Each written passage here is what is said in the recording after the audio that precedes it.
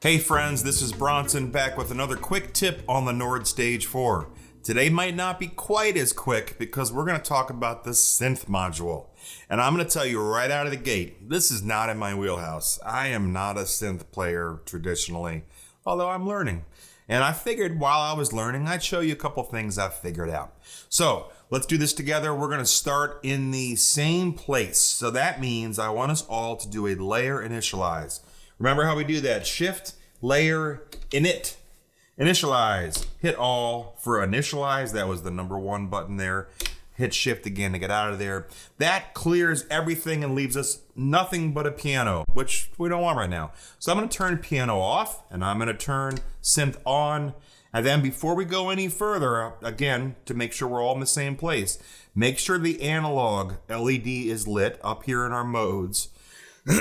Excuse me. And then grabbing these 3 knobby doohickey turny thingies, I want you to turn them all to the left, as far as they can go to the left, so we're all working on the same space. And here it is, a pure sine wave. It's pretty simple and pretty pretty. All right, let's talk about this. First knob is the type. And in the type, it says analog is what we have right now. That's what we're working with, right? If I turn that to the right, we get an FM harmonic, and I'm in FM harmonic A. That sounds exactly the same so far. How do we change the FM right out of the gate? The way we play with FM is by using the oscillator control knob down here below everything. All right. That's just out of the gate how you play with the FM harmonic. Let's not play with that too much today. Honestly, I don't know much about FM synthesis except for that it ruined the 80s. And, I'm sure someone will comment about that in DX7s in the comments. But anyway, let's move on. Let's go over to, the next one, by the way, to the right is FM inharmonic. And then we have bell, and then we have noise. I thought we had noise. I don't see it there. That's okay. So that's cool. That's a pure sine wave. Let's move our category from pure. I want to go down to shape. Okay, and then I'm going to twirl that wave knob all the way to the left. So I'm looking at shape, triangle. Okay, analog, shape, 1 out of 5, triangle is the wave. And there's our wave. Now, how do we adjust the wave? Again, same spot, that oscillator control knob. Watch this. When I twirl that knob, that's changing the shape of my triangle.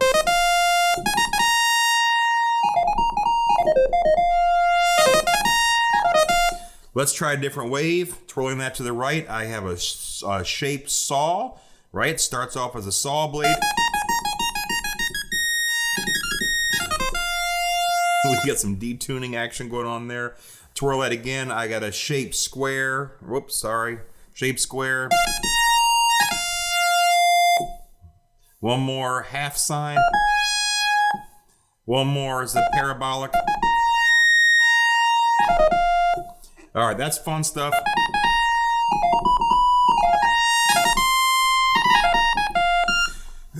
That's the first thing we're going to shape. Is the shape. I like how that worked out.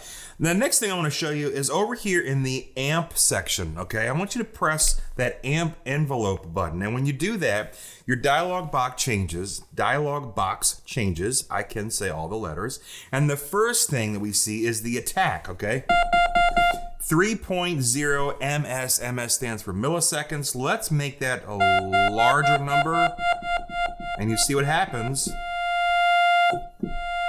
We get a slow attack.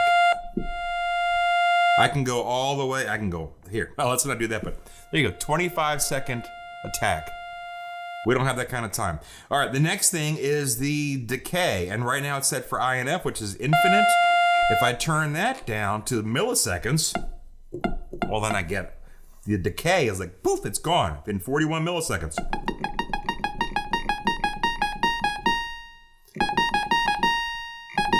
Okay, that's kind of cool. 15-second decay. I'm going to crank that back up to infinite, and then let's play with the release. And that is, when you let go, how long does it take to go away? In this case, 8.11 seconds is how long it takes that note to go away. That's a little long, but you get the idea. Okay, that's the amp section. When you're done with the amp section, you can hit the, not the shift button, you can hit the waveform button here in the middle, and that takes you back into the waveform editing thing. And the last thing I want to show you, and I did this in another video, but it's really kind of cool, is the vibrato section. If you click on the vibrato, I'm going to keep clicking it until it gets to AT. So that's the first 2 LEDs are lit, and that means that the AT on the right is selected. AT stands for aftertouch. Watch this. I'm going to press a button, a key, and I'm going to press harder.